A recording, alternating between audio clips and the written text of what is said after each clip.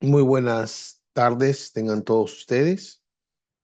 Bienvenidos a esta sesión sobre aspectos legales en el SERUMS.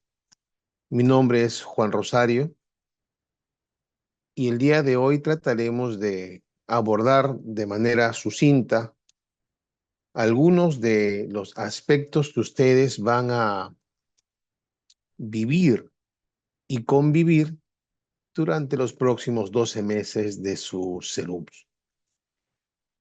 Antes me gustaría presentarme. Como les mencioné anteriormente, mi nombre es Juan Francisco Rosario Domínguez, soy abogado. Em, digamos que la experiencia profesional está abocada básicamente en el ámbito del derecho civil y procesal y además en el ámbito del derecho médico. Entre la abogacía y la docencia, eh, y además actualmente me desempeño como jefe del área legal nacional del Colegio Médico del Perú. Y en tal virtud, también he tenido la oportunidad de desempeñarme como responsable del programa Defensoría del Médico del Colegio Médico del Perú durante algunos años. Esta expertise, este recorrido nos permiten poder tener la experiencia para abordar algunos aspectos que van a ser de su gran recurrencia en los próximos meses. Una vez presentado, también quiero agradecer al Comité Nacional del Médico Joven, que está impulsando este tipo de actividades que además entiendo van a ser periódicas en el tiempo, pues uno de los aspectos más importantes que ustedes van a em, vivir directamente es la administración pública. Y esto genera mucho contratiempo a algunos. Contratiempo, pues, de alguna manera u otra, son ámbitos, aspectos que uno antes no habría vivido o muy pocos lo han vivido. Por lo tanto, hablar de contratos, beneficios, licencias, hablar de gratificaciones, ¿no? Hablar de diferentes beneficios laborales suena raro. Hablar de um, funciones como jefe de establecimiento, hablar de responsabilidad administrativa también suena raro para muchos que recién están incorporándose al ámbito de la actividad, mm, digamos, laboral pública. Recuerden que casi el 70 a 75% de profesionales de la salud médicos están vinculados al ámbito público. Así que esto para muchos es un primer ingreso al ámbito público. Para algunos ya no de pronto, pero para la mayoría sí. Y la experiencia nos dice además que uno de cada tres va a tener algún tipo de complicación. Por eso aprovecho antes de comenzar que por favor guarden estos datos de contacto, ¿ya? Eh, y además aprovecho para presentarles este programa. El programa llamado la Defensoría del Médico es un programa del Colegio Médico del Perú.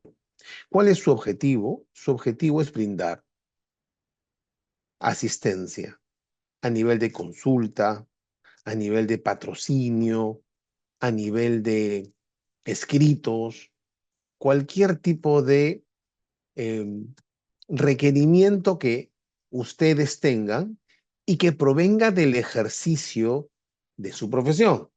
Ojo, me demandaron por alimentos, doctor, quiero que me apoye la defensoría. Eso no lo vemos. Pero sí, por ejemplo, una denuncia por mala praxis, sí una queja de algún tipo de usuario o de paciente o de persona en mi establecimiento de salud que está cuestionando algún tipo de atención mía. Sí algún tipo de queja en relación a una mala atención. Sí un problema con una referencia, por ejemplo. ¿Sí? Ok. Esa es la idea del programa La Defensoría del Médico. Hay exclusiones al programa, reitero, por ejemplo, cuando hay conflictos entre médicos, ¿m? Evidentemente no podemos a los dos darles asesoría. También hay exclusiones en el ámbito de los temas éticos. No podemos nosotros ver temas éticos. Tampoco podemos ver nosotros en la Defensoría delitos dolosos, por ejemplo, aborto, tráfico ilícito de drogas, lavado de activos, imagínense, no provienen normalmente del ejercicio de la profesión.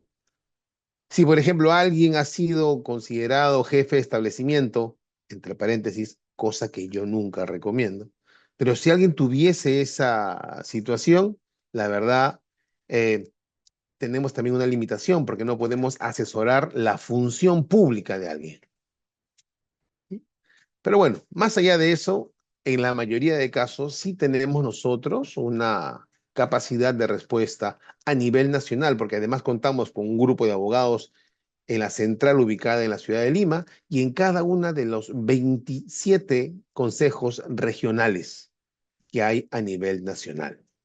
Por lo tanto, cada vez que ustedes tengan una situación legal, un requerimiento legal en relación a sus serums, por favor, contáctense a los números que aparecen allí. Y es lo primero que yo quiero que graben de esta sesión. Tenemos un número de consultas, lunes a viernes, de 8:30 a 5:30, y el de emergencia, que es las 24 horas, pero es emergencia. Emergencia es cuando la vida, cuando la integridad de ustedes está en riesgo. ¿Ok? No sé, doctor, 3 de la mañana, me están llevando a un levantamiento de cadáver y no sé si ir o no. Perfecto, estamos de acuerdo. Doctor, me están amenazando, no sé qué hacer. Doctor, he encontrado en la puerta de mi establecimiento de salud un perro muerto. ¿Qué significa eso? Evidentemente es una amenaza. Cuando corra riesgo su vida, cuando corra riesgo su integridad, al número de emergencia 24 horas, 24/7, ¿de acuerdo? Los 365 días del año. Y también tiene nuestro correo. Ok, gracias. Hasta ahora, por favor, quisiera que lo apunten, no se olviden de eso. Y vayamos ahora a lo que trataremos de explicar en los próximos minutos. Reitero, para muchos es una situación nueva el hecho de que tengamos actualmente eh, digamos, una situación de vinculación por primera vez a nivel laboral. Aquí hay varios temas que explicar, ¿ya? De hecho, yo tendría que tomarme fácilmente una semana y todos los días, quizás 10 horas, para poderles explicar todos los aspectos legales vinculados al SERUMS y a partir de ello a su relación laboral con el Estado. Y el aspecto no solamente es laboral, también es de responsabilidad funcional. Hay muchas normas que existen y que deberían conocer y manejar, pero lo importante es que ustedes, al ser serumistas, tienen una relación jurídica con el Estado, una relación de dependencia con el Estado. No es que ustedes vayan a ir a un establecimiento de salud y cada uno va a hacer lo que considere más conveniente, no nada más alejado de eso. Ustedes van a ir y habrá un jefe o ustedes serán el jefe, si es que fuese ese el caso. Paréntesis, cosa que jamás recomiendo. Cierro paréntesis. Les explicaré después por qué. Pero hay una relación de ustedes frente al Estado y hay una dependencia de ustedes frente a otras personas que están por encima.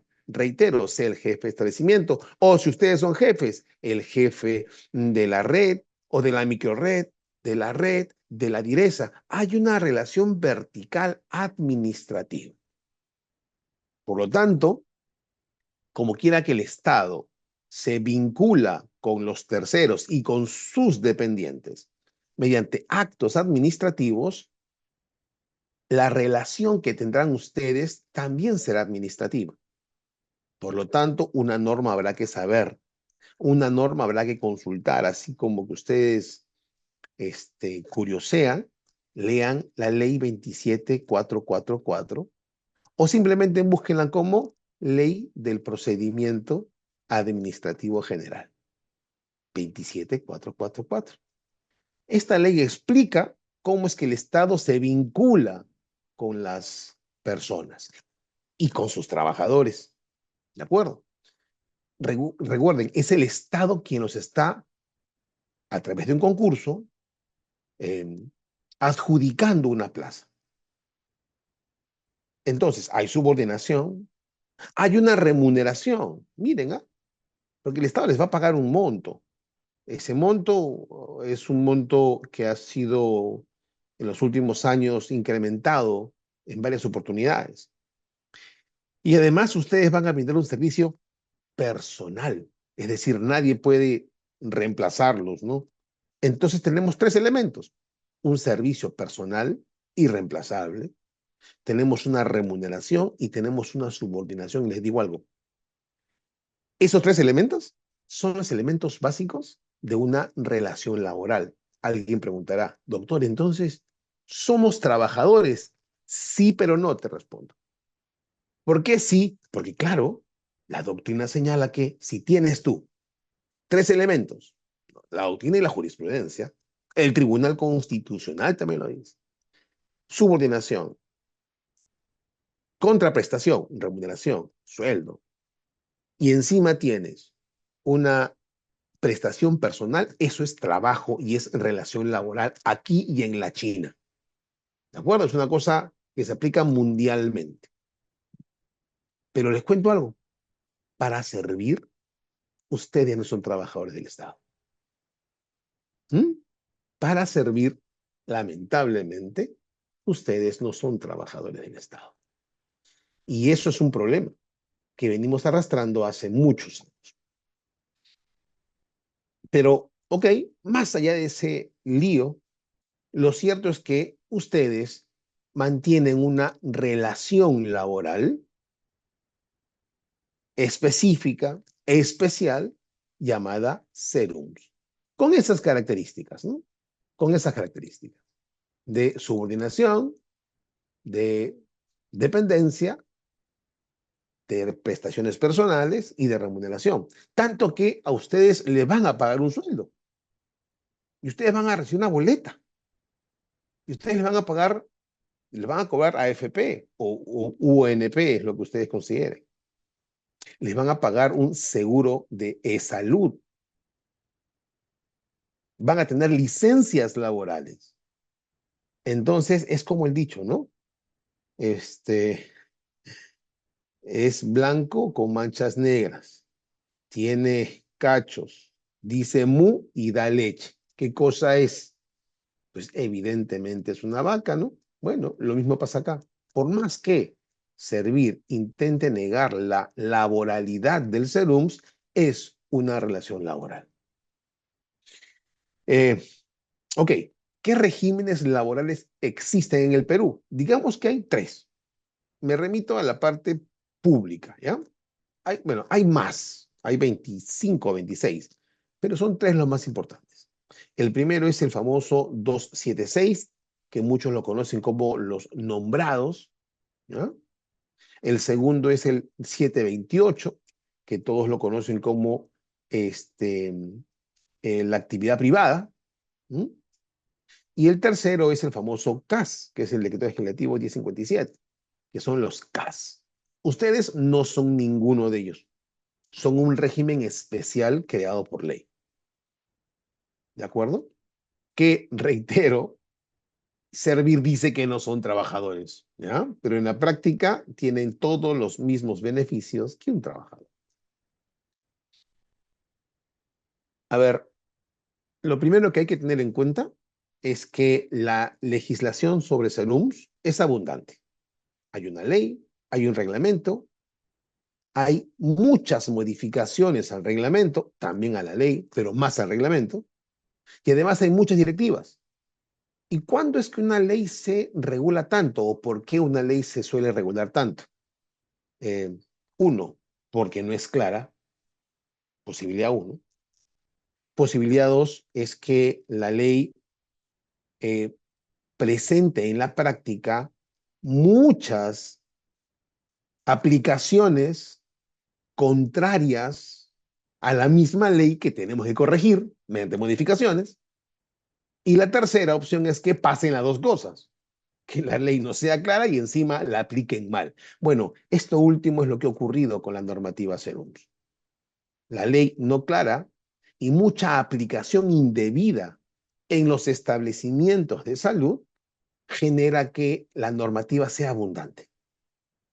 Y hay muchas modificaciones. Sugiero que ustedes, hay varias páginas en internet que ustedes me imagino ya han consultado, que tienen toda la normativa Serums vigente.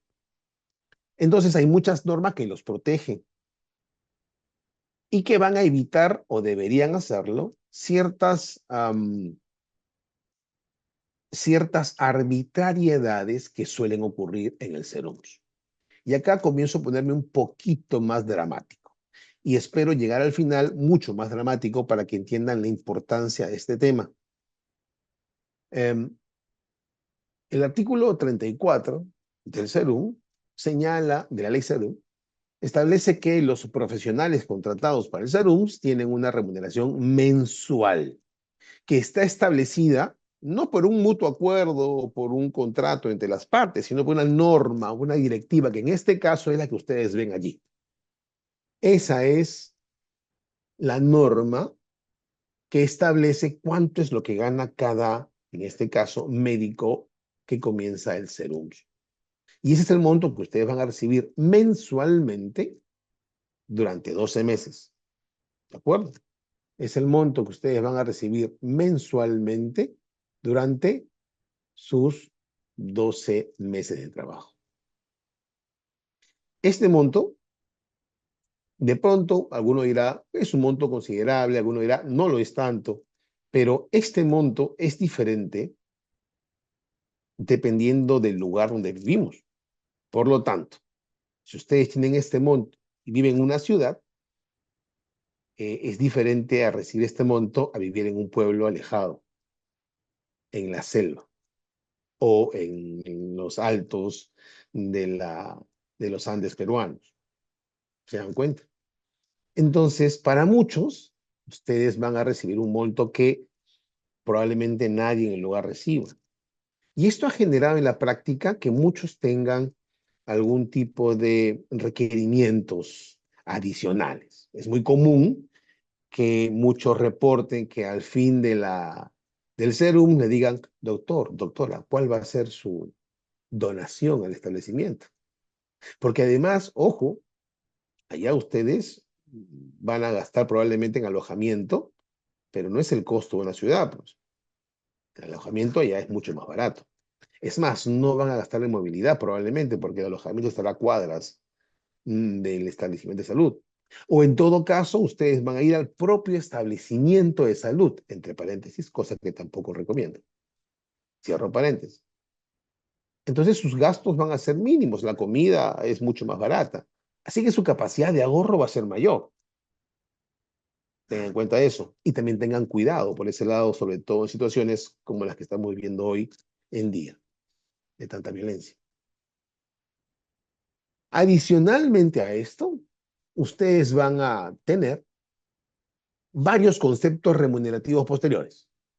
Por ejemplo, si bien su sueldo básico está allí, van a tener también montos adicionales por guardias y además bonos por zona alejada, bonos SAF le llaman, zona alejada de frontera, y bonos por zona de emergencia. Por ejemplo, que están en el Brain, ellos reciben un bono de emergencia. Adicionalmente a esto, ustedes al ir al Serums reciben también un bono por instalación. Así que, a diferencia de lo que pasaba hace años, hoy el serumista tiene mayor retribución, si no mejor retribución, que la que existía hace años atrás. Es importante que tengan en cuenta esto, ¿ah?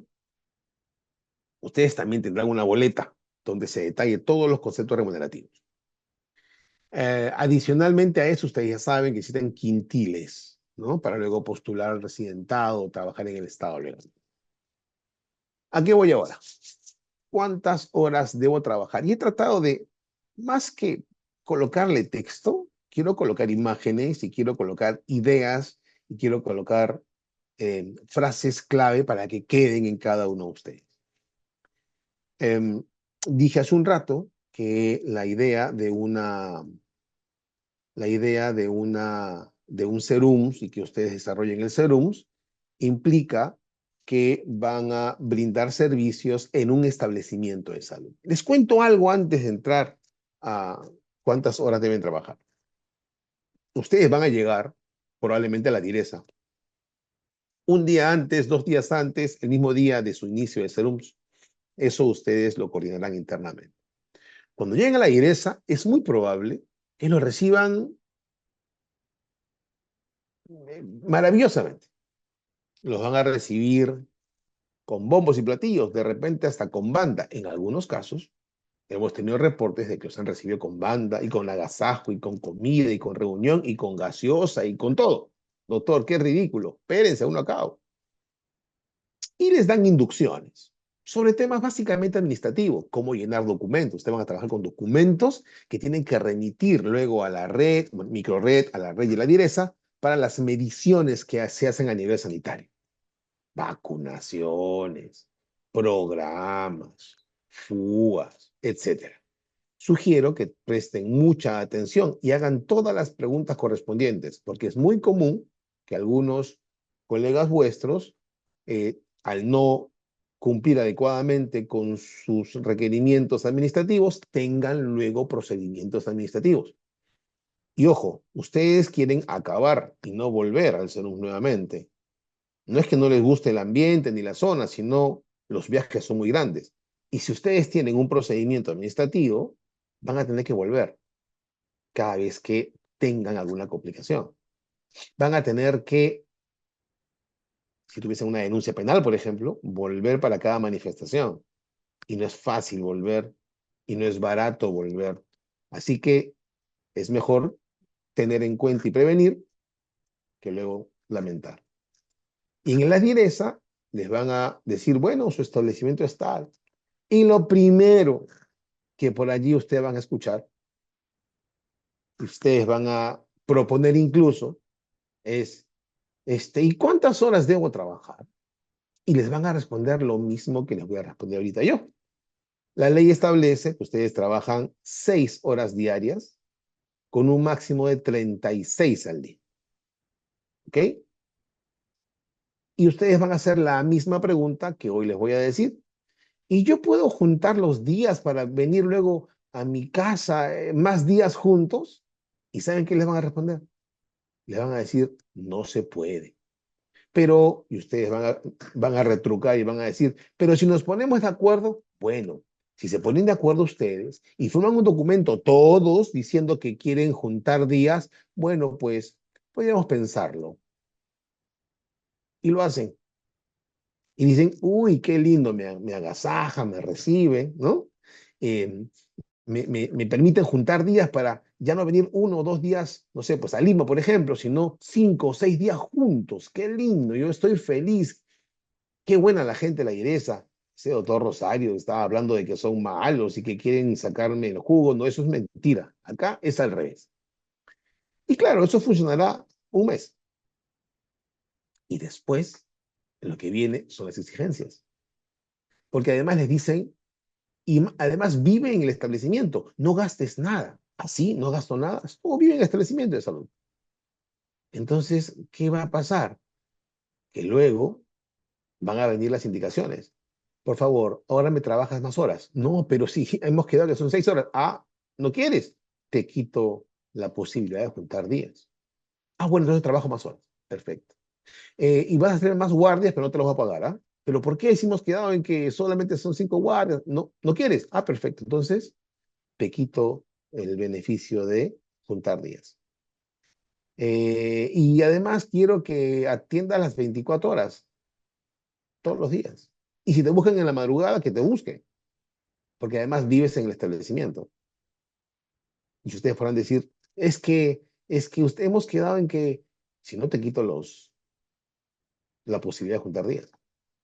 Así que no crean que eso de juntar días es algo bueno, porque después ustedes van a tener serios problemas. Se lo digo, todos los años pasa lo mismo, todos los años damos la misma indicación y todos los años cometen el mismo problema. Y cuando llaman a la defensoría, ¿qué decimos? Doctor, cómo es el dicho? Sarna con gusto no pica.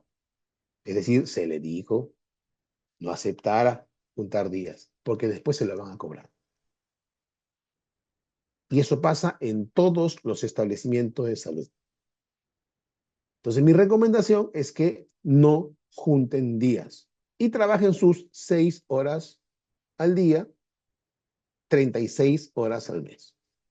Doctor, ¿y las guardias? Genial. Si tienes una guardia, tiene que ser fuera del establecimiento para labores que no son propias del establecimiento. Si yo hago consulta en el establecimiento, no puedo hacer consulta afuera. Tengo que hacer una cosa distinta, por ejemplo, promoción, por ejemplo, campañas de salud humana, ¿ya? Alguna vez un doctor me dijo, doctor, mire, me ha mandado a una guardia. ¿Y cuál es el problema, doctor? Es que tengo que vacunar. Está bien, pues tiene que vacunar, pero a perros, doctor. ¿Cómo que a perros? Sí, me han mandado a vacunar a perros. Y bueno, ese no es la labor de un médico, ¿no? Entonces, ustedes pueden hacer guardia, sí. Cuando hacen una guardia de 12 horas, ¿correcto? Entonces luego descansan al día siguiente. Porque si ustedes trabajaran el día siguiente, en la suma haría más de 36 horas. La ley señala que hay un descanso post-guardia. ¿La guardia es obligatoria? No. Es decir, yo no puedo exigirla, no es un derecho. Pero si la establecen, sí es obligatorio. ¿Quién la establece? La establece el establecimiento de salud, el jefe de establecimiento, en función de su requerimiento. Las guardias son pagadas y deben pagarse. Y solo se pueden establecer si es que hay un presupuesto aprobado para ello. Si no hay presupuesto, no se paga. Así de simple.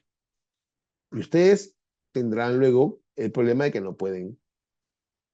Si a todos los serumistas les dan guardia y a mí no, discriminación.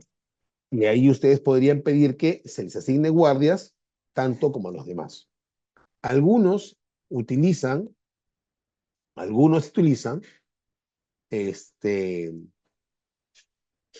algunos utilizan su, ¿cuál es la palabra? Algunos utilizan a la guardia como una sanción. Entonces, no quieres hacer tal cosa, perfecto, te quito la guardia. Y eso es una especie de chantaje a veces. Y dije yo al inicio, comienza lo dramático, luego va a ir empeorando y empeorando. Y eso es lo que básicamente voy a tratar de mencionar ahora.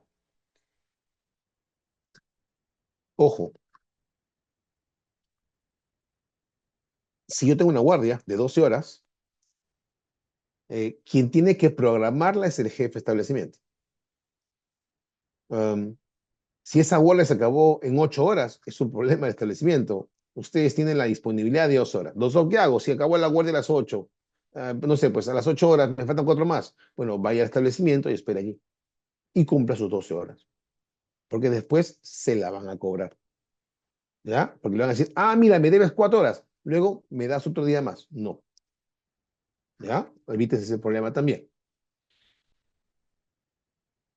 Ustedes tienen, otra pregunta, ¿tienen derecho a vacaciones? Sí, claro que sí. Claro que lo tienen. Solo que se goza después de cumplir los 12 meses. Y ustedes entonces van a generar el derecho a vacaciones, pero no la van a gozar. ¿Por qué? Porque se acaba el contrato. ¿Cierto? Ustedes al mes 12 acaban. Por lo tanto, en la liquidación última, les van a dar lo que se conoce como vacaciones truncas. Les van a decir, mira, no las has gozado, pero acá te las pago. ¿Ya? Eso. Ahora,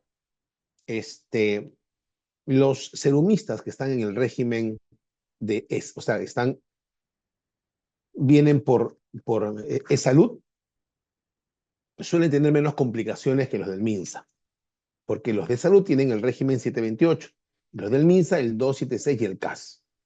Entonces, digamos que salud está mucho más familiarizada con los temas de los beneficios, a diferencia de lo que pasa en el MINSA. ¿Qué es la ONP y qué es la AFP? Bueno, cuando uno ingresa a trabajar, la ley obliga a que tengamos una afiliación para una posterior pensión. Cuando acaben de trabajar o acabe su vida profesional activa, que es a los 70 años en el caso de los varones, 65 la mujer. Entonces, la ley establece dos posibilidades: o me afilio a la ONP o me afilio a la AFP. Son dos sistemas distintos, ¿ya? Dependerá de cada uno. Hay que hacer allí un análisis financiero que escapa al tiempo y alcances de esta sesión.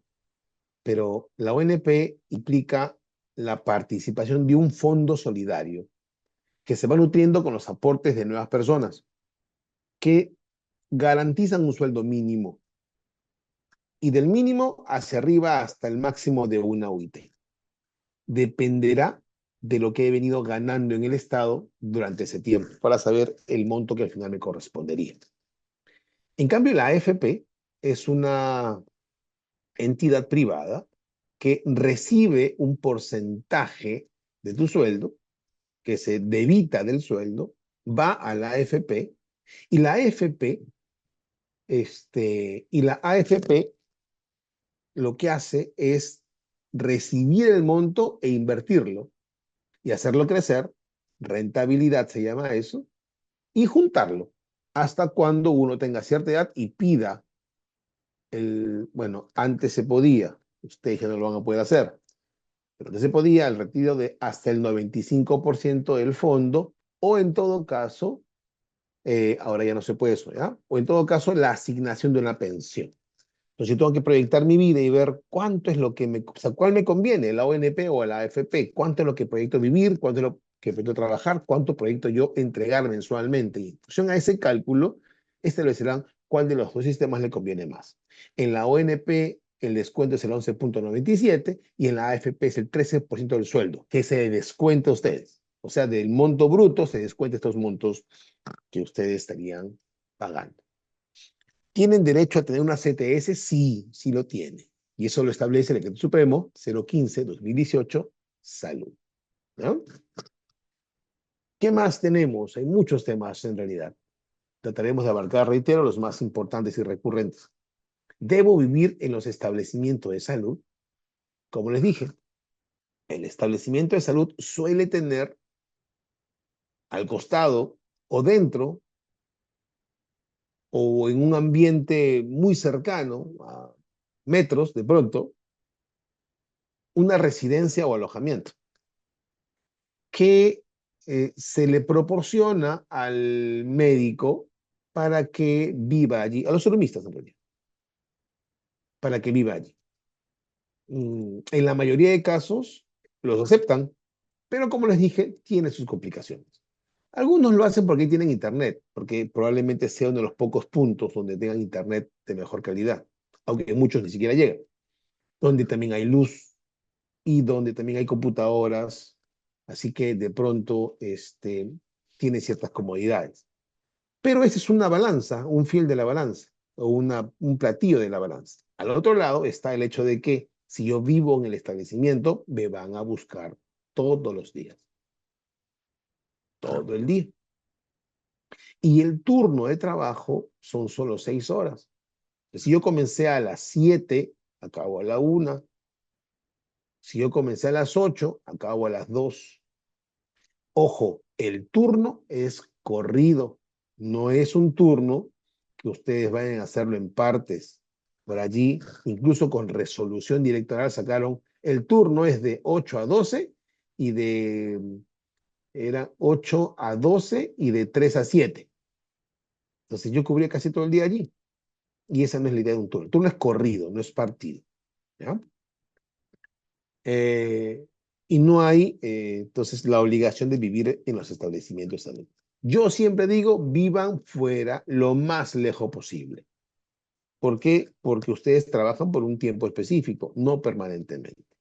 Eso no quita que si alguien tiene mayor voluntad, tiempo, qué sé yo, una vocación mucho más efervescente, si lo queremos llamar así, y quiera atender la mayor cantidad de veces y días, es libre de hacerlo, pero que salga de uno, no de una imposición. ¿De acuerdo? que salga de uno, pero no de una imposición. Ojo que no hay horas extras en el MINSA ni en salud. No se pagan horas extras. Así que no crean que porque trabajaron 15 horas todos los días, toda la semana, van a pagarles más. Eso no es así.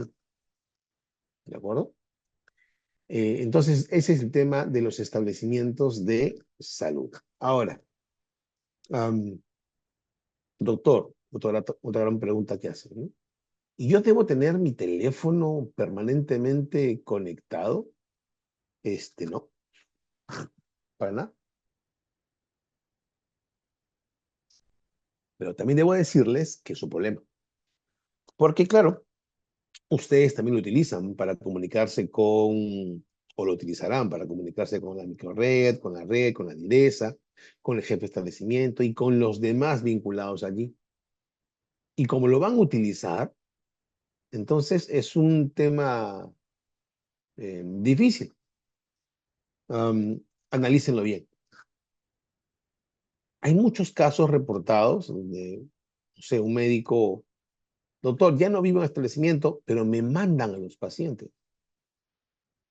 ¿Cómo lo hacen? Ponen un letrero, busca al médico en tal dirección, está a 2 cuadras nomás. Ustedes no tienen la obligación de vivir en el pueblo si quieren, pueden vivir en otro pueblo, más lejos. No tienen la obligación de ir.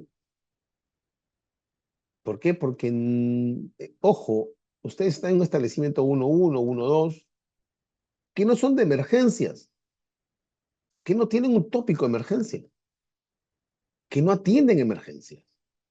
Lo muchos serán urgencias, no emergencias. Hay norma técnica que diferencia qué es lo uno y qué es lo otro, ¿cierto? Ok, siendo eso así, a lo mucho, si hubiese una emergencia, ustedes refieren inmediatamente, no van a atenderla allí. Y a diferencia de un local, de un establecimiento 1-4, por ejemplo, que tiene emergencia 24 horas, ustedes no tienen esa necesidad de atender. Pero ¿qué hacen en muchos casos? Lo convierten en una de 24 horas. Y ponen incluso emergencia, y le ponen su letrerito allí que dice emergencia, para que se atienda las 24 horas del día. Reitero, eso de pronto puede ser quizá de hecho es una contravención normativa, pero no necesariamente de mala fe. Quieres quieres cubrir la falta de atención, pero eso debe quedar claro con ustedes, eh, y deben de pronto conversar, coordinar, negociar bien esas situaciones de atenciones posteriores a su horario de trabajo. Sugiero tampoco tener la actitud de no quiero porque la ley no lo dice, sino con un poco de inteligencia mayor, cuestionarlos y ver qué se puede obtener. ¿Ya? Unos temas finales que si bien no tienen que ver mucho con el ámbito del SERUMS, sí con el ámbito de los médicos jóvenes. Porque sea que ahora estén generándolo o después del SERUMS lo genere, ustedes van a tener muchos la posibilidad de emitir recibos por honorarios electrónicos. ¿Ah? Y para eso requieren sacar un RUC, que es un registro único de contribuyentes, que establece, correcto, qué tipo de actividad realizo y qué comprobante de pago voy a emitir, perdón. Hay 5 tipos de rentas. Y en el caso de los recibos por honorarios, son rentas de cuarta categoría. Si yo durante el año voy a emitir menos de 45.000 soles, no requiero hacer retención. Si voy a emitir más de 45.000 soles, sí la voy a tener que hacer. Eso, reitero, no sé si lo estarán haciendo ahora, no sé si lo harán después. De hecho, van a entrar y todos van a tener probablemente su RUC. En el caso de renta de quinta es de trabajo. ¿Ya? Es de trabajo. ¿Ya? Eso contiene una planilla y ganan más de 5.150 soles, ¿correcto? Y para que ustedes emitan recibos de honorarios al Estado, ustedes van a requerir estar inscritos en un registro nacional de proveedores que está regentado por una entidad llamada OCE. que es órgano supervisor, organismo supervisor de contrataciones del Estado. Y es un requisito para emitirle recibos de honorarios al Estado. Cuando ustedes acaben el SERUMS, probablemente los contraten en algún lugar y tendrán que emitir un recibo de honorarios. Así que ya sabes, este es un bonus track para los que cuando acaben sus SERUMS o para los que de repente ahora lo vienen haciendo, estén trabajando en el Estado o para privados mediante un sistema de cuarta categoría mediante recibos por honorarios. Finalmente, preguntas adicionales.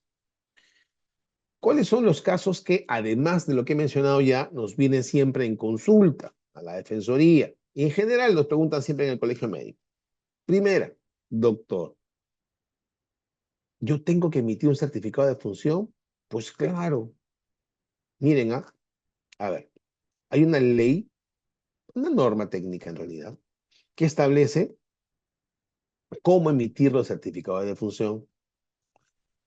Y tan bonita es la norma que la han hecho tipo tiene una presentación muy amigable, con ejemplos, con casos prácticos, que la mayoría no lee. Y solo quiere que el día que le toque la puerta del fiscal a las 3 de la mañana y le diga, vamos a levantar un muertito, ¿correcto? O cuando le toca a la familia, le dice, vamos, ya falleció mi persona, estamos velando, quiero que me entregue un certificado de función. Ahí recién llaman por emergencia y dicen, uy, yo no sé qué hacer. ¿Saben lo que respondemos? Doctor, ¿ha leído su norma técnica? No, ahí está toda la información. Y es que, si bien no es complicado, tampoco es tan sencillo, porque hay muchos supuestos. Hay varios supuestos. Entonces hay que analizar cada uno de ellos para ver cuándo se emite y cómo se emite un certificado de función. Pero sí tienen la obligación de hacerlo. Para ello, grosso modo, tienen que verificar primero que el paciente haya fallecido. Y aunque parezca medio naif, ingenuo decirlo, yo he visto varios casos donde estaban velando a personas que luego se levantaron. Y el médico estaba preguntando, ¿cómo emite el certificado? Doctor, pero ¿ha ido a ver si está muerto o no muerto? No, vaya, primero, pero ya están velando, vaya y verifique. Doctor, tenía razón, estaba vivo, solo que su pulso era muy, muy bajo. Uno, primero verifique que esté muerto. Segundo, la causa de la muerte.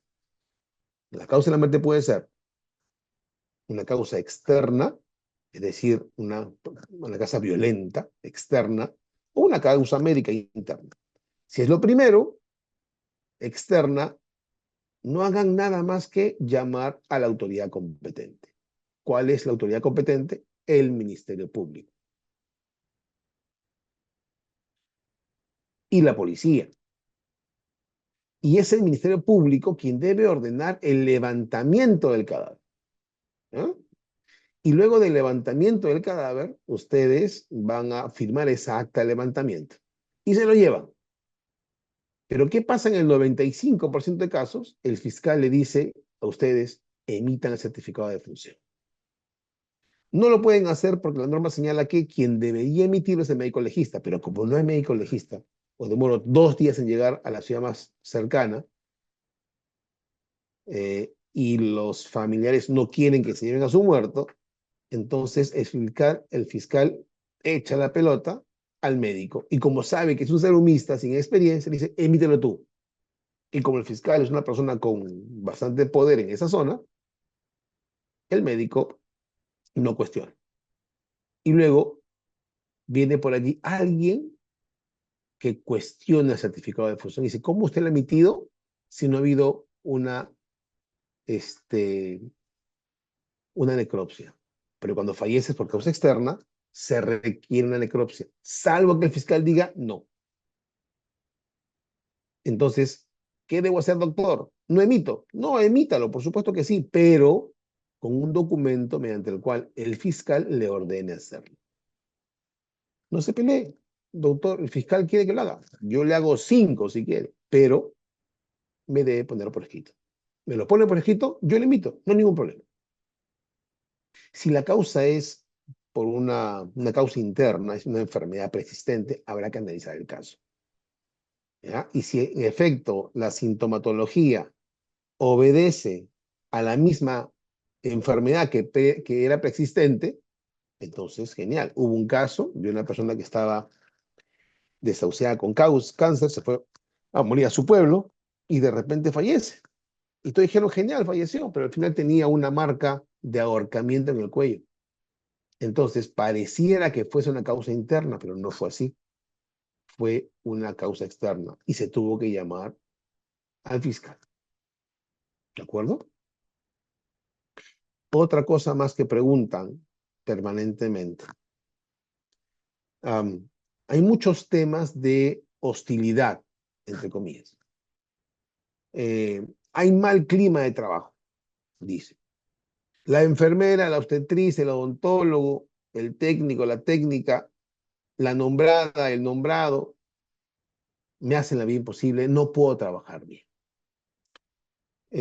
Y de repente sea cierto, pero quiero que también tengan en cuenta lo siguiente.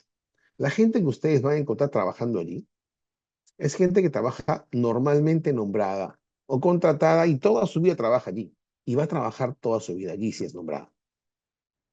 Y ustedes son personas que van a llegar solo por 12 meses. Y no saben cómo son ustedes, no los conocen. Lo que saben es que el próximo año viene otro más, y otro más, y otro más. Y esa alta rotación hace que se genere siempre, y de pronto además las experiencias previas, será el motivo por el cual se generan prejuicios frente al ceramista. Entonces suele haber siempre ciertas ideas, ciertas actitudes en contra de los ceromistas. No estoy justificando, estoy explicando por qué ocurre. Entonces yo siempre digo que el Serums permite o exige que uno desarrolle tácticas de sobrevivencia por un año. Y la idea es comenzarlo fijándose en el próximo mes de octubre para acabar, no para quedarse. Para eso hay que tener estrategias. Una es conocer los temas legales, otra es tener una empatía necesaria con los trabajadores del establecimiento, con el público, las personas de esa comunidad, ese pueblo, ¿sí?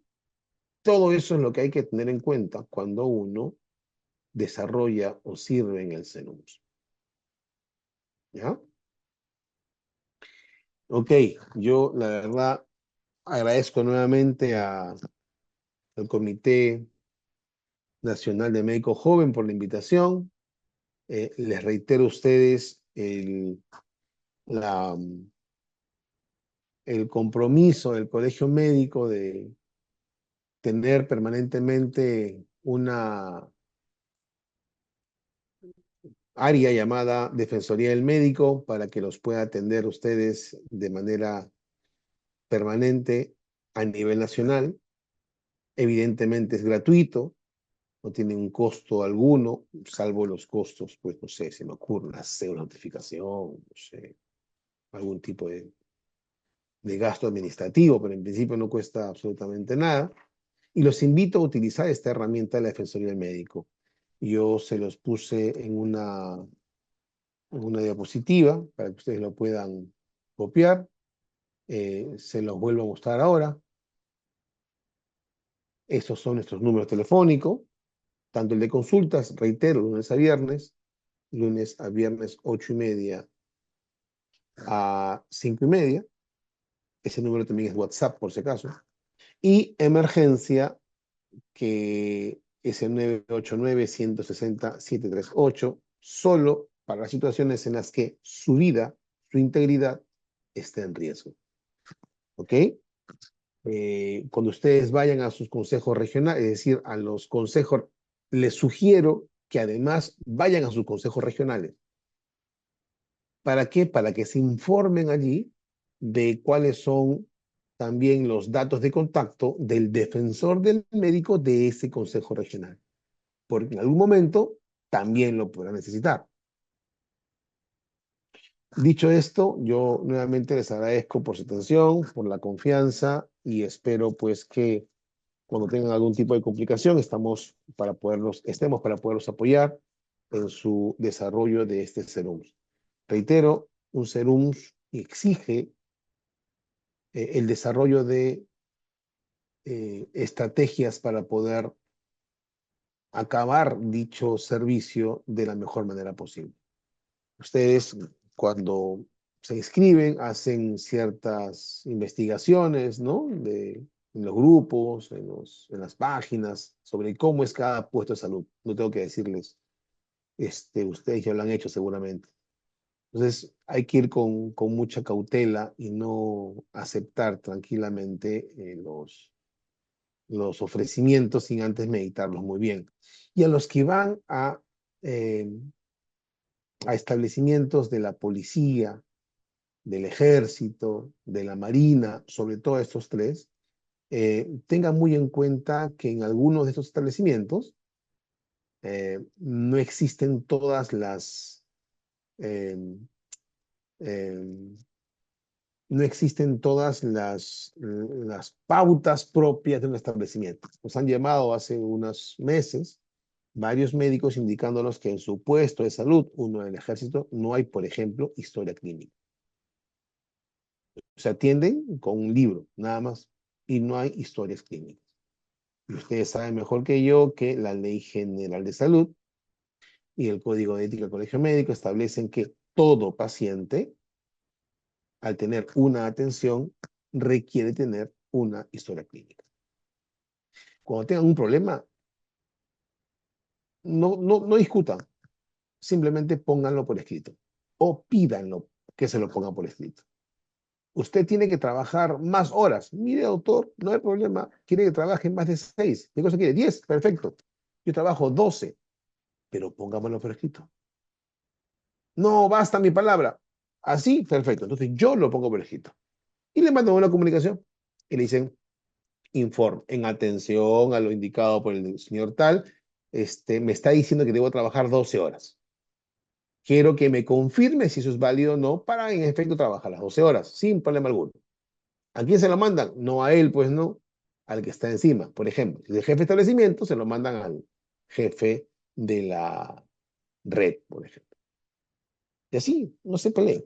Simplemente póngalo por escrito. Ok, nuevamente, muchas gracias y espero vernos en una nueva oportunidad. Ya tienen nuestros teléfonos en la defensoría y estamos para atenderlo. Muy amables. Gracias.